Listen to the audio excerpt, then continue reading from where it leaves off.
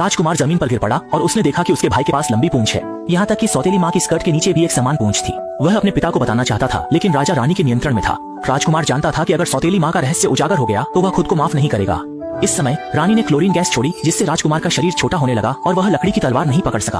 Chlorine gas के प्रवेश से राजकुमार नट क्रैकर में बदल गया और फिर उसके भाई ने उसे खिड़की से बाहर लात मार दी। इसके बाद इस देश पर चूहों का पूर्ण नियंत्रण हो गया और नट क्रैकर एक तेज धारा के साथ दूर बह गया। कई साल बाद पूर्व नट क्रैकर को एक पॉन शॉप के मालिक रेड ने प्राप्त किया। उसने नृत्य प्रेमी मैरी को पसंद किया और अपनी प्रेम भावना व्यक्त की, लेकिन मैरी को यह व्यक्ति नापसंद था। रेड ने मैरी को पाने के लिए उसके पिता के कर्ज का हवाला देकर उसे ब्लैकमेल किया कि वह उससे शादी करे। जाते समय उसने अपने हाथ में नट क्रैकर को मैरी को प्रेम प्रतीक के रूप में दिया और उसे जल्द से जल्द जवाब देने के लिए कहा। कमरे में लौटकर मैरी ने गुस्से में नट क्रैकर फेंक दिया। उसने परिवार की तस्वीर देखी और सच्चे दिल से चाहा कि वह बचपन में लौट सके और पुराने खिलौनों के साथ फिर से खेल सके। हालांकि उसने सोचा भी नहीं था कि उसकी इच्छा सच हो जाएगी।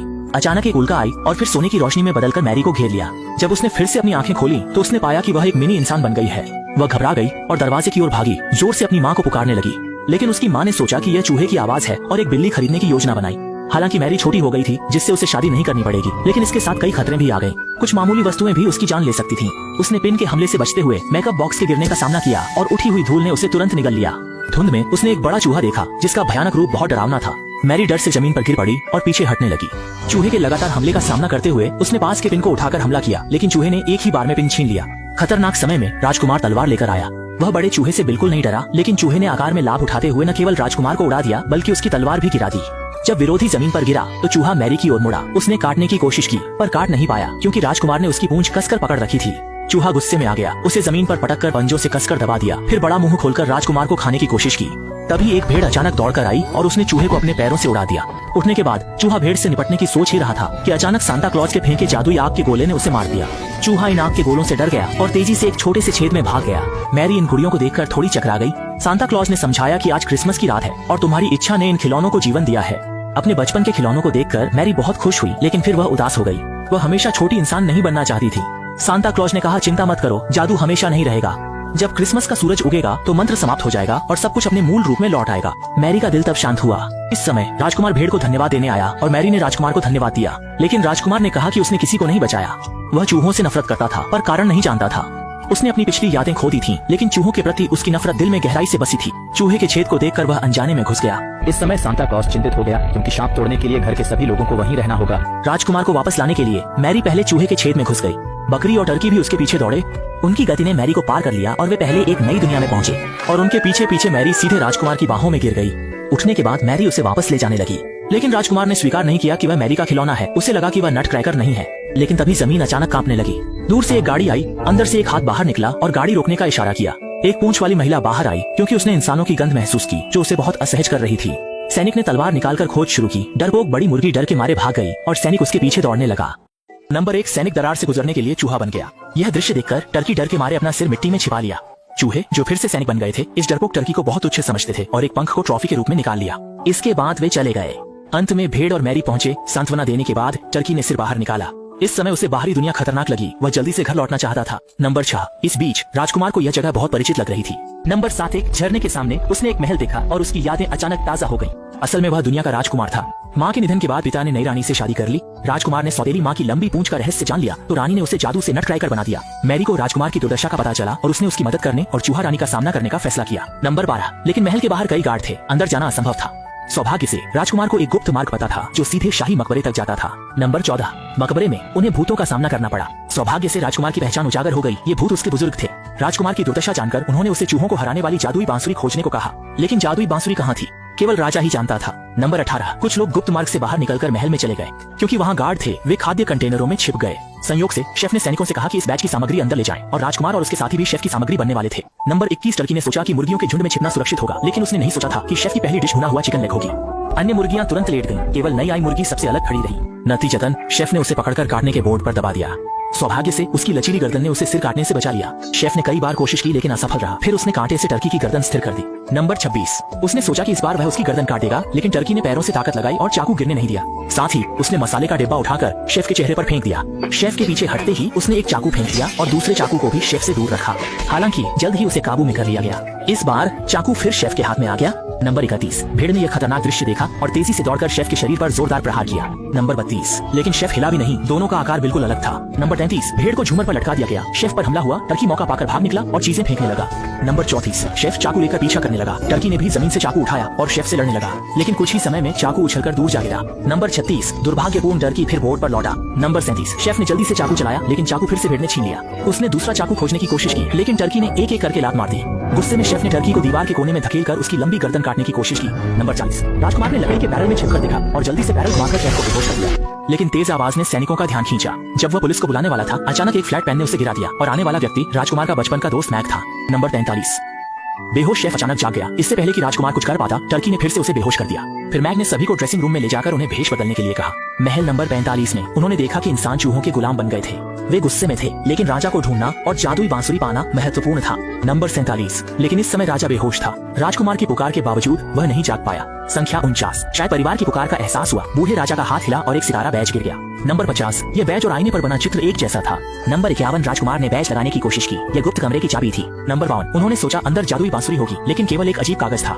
जैसे ही राजकुमार ने कागज उठाने की कोशिश की, वह खुद ही उड़ गया। नंबर 54, फिर वह हवा में कागज के आदमी में बदल गया। उसकी आंखें चमक रही थीं और वह बोल रहा था। हालांकि उसने बहुत बकवास की, लेकिन उसने जादुई बांसुरी का ठिकाना बताया जो पास के पुराने टॉवर में थी। नंबर 57, राजकुमार छत पर चढ़ा, रस्सी को पुराने टॉवर की ओर फेंका और उसके सहारे दूसरी तरफ चला गया। राजकुमार ने सोचा, कमजोर महिला मैरी भी पार करना चाहती है। मैरी ने देखा कि राजकुमार उस पर विश्वास नहीं कर रहा है, इसलिए उसने दिखाने के लिए रस्सी पर छलांग लगाई कि वह बैले डांसर है और आसानी से पार कर सकती है। हालांकि इस समय रस्सी अचानक झुक गई। राजकुमार ने जल्दी से उसे सीधा किया, लेकिन अनजाने में मैरी को हवा में उछाल दिया। वह नीचे दौड़ी और उसे पकड़ने के लिए हाथ बढ़ाया। अंततः मैरी बच गई। प्राचीन टॉवर में प्रवेश करने के बाद वे पूरी तरह से भ्रमित थे। उन्हें जादुई बांसुरी का पता नहीं था।